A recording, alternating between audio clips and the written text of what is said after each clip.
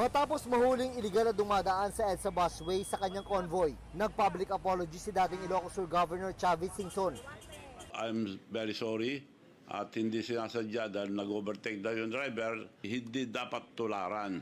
Sabi ko po ang violation nila is busway. Sabi niya nagmamadali lang siya. Tapos sabi niya kung bigyan na lang daw yung lisensya ng driver. Patiket naman po, okay lang naman. Tiniketan ang dalawang driver ng convoy ni Singson at pinagmumulta ng tig 5,000 piso. We want to implement the rules, the law ng fair and square. Bilang pagkilala sa tamang pagganap sa kanilang tungkulin, magbibigay daw ng pabuya si dating Governor Chavit Singson sa mga MMDA enforcer na nanghuli sa kanila dahil sa paggamit sa EDSA bus lane. Pinapahanap ko na si Chairman Artes, magpapadala ko ng 100,000 premyo sa mga nanghuli para ma-encourage silang huliin lahat. Walang dapat above the law. Sinusubukan pa ng GMA Integrated News na kunin ng panig ng MMDA kaugnay sa alok ni Singson. Ng tropa ko, sir. Yes, sir. Based on hearsay, wawasakin mo yung Sir, senador. I have no intention Paano pa yung mga maliliit natin mga Sir, kababayan? wala po akong intention na wasakin kayo. Di na itago ni Senator Bong Revilla ang kanyang inis nang makaharap si MMDA Task Force Special Operations Unit Head Colonel Bong Nebriha. Napaulat kasing sinita ng tauhan ng MMDA kaninang umaga ang isang sasakyan na dumaan sa EDSA busway, sakay daw si Revilla.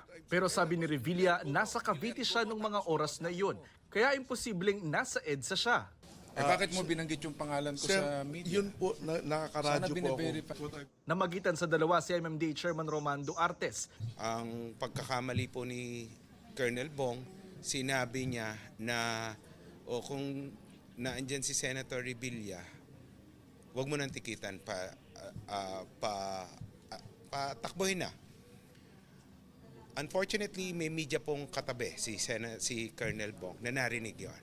Si Nebriha aminadong nagkamali at hindi raw talaga si Revilla ang sakay ng pinarang sasakyan. Lahat po tayo nagkakamali. Ngayon, kung nagkamali po yung enforcer ko, ako na po ang sasagot nun. Tapos yung ganyan VIP treatment, sasabihin pipiliin, ile-let go mo, dapat tinikitan mo. Yes, sir. That's my fault. Diba? Like what I've said, sir. Tapos nilet go mo, tapos wawasakin mo. Yes, sir. Diba? Again, sir, that's my judgment call. I'm sorry. Inaalam na ng MMDA kung sino talaga ang may-ari ng sinitang sasakyan na may protocol plate. Habang iniimbestigahan, simula bukas, suspendido si Nebriha ng hanggang 1 buwan. Again, pasensya na po. At Apology accepted. Salamat po. Maraming salamat po. Thanks, sir. Hindi na raw itutuloy ni Senator Bong Revilla ang plano niyang iparecall ang budget ng MMDA. Base sa memorandum ng Department of Transportation, ang mga pwede lang gumamit ng EDSA busway ay mga bus ng EDSA carousel, mga on-duty emergency vehicles at on-duty na official vehicles ng PNP. Sa mga opisyal naman ng gobyerno, ang Pangulo, Vice Presidente, Senate President, Speaker of the House at Chief Justice lang ang pinapayagan. Humarap sa MMDA ang dalawang driver na dumaan sa EDSA busway at nagsabing kasama raw nila si Senator Bong Revilla. Pag-amin nila, di nila sakay si Revilla nang mag-convoy sila sa EDSA busway. Di rin daw kay Revilla ang mga sasakyan. Ang mismong employer daw ng mga driver ang tumawag at nakipag-usap sa MMDA. Tiniketan at pinagmulta ng 5,000 piso ang bawat isa sa kanila. Ayon sa MMDA, nakadepende kay Senator Revilla kung sasampahan niya ng kaso ang dalawa. Inamin na rin daw ng mga huling traffic enforcer na di nila nakita sa loob ng sasakyan ang senador.